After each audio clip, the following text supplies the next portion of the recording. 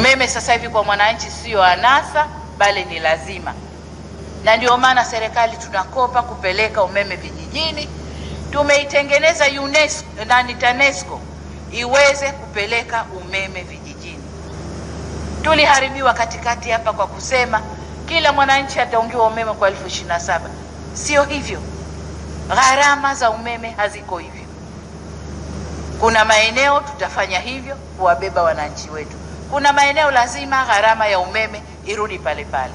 Waziri umeogopa sana kusema hilo na kusaidia kulisema, nenda katekeleze. Unapompangia leo TANESCO aende akaunge umeme kwa 27,000 kwa kila mtu, yeye anatoa wapi hizo fedha? Hana pa kuzitoa. Lazima aunge umeme kwa gharama inayopaswa kwa kila pahali. Waziri, nenda simamia hiyo.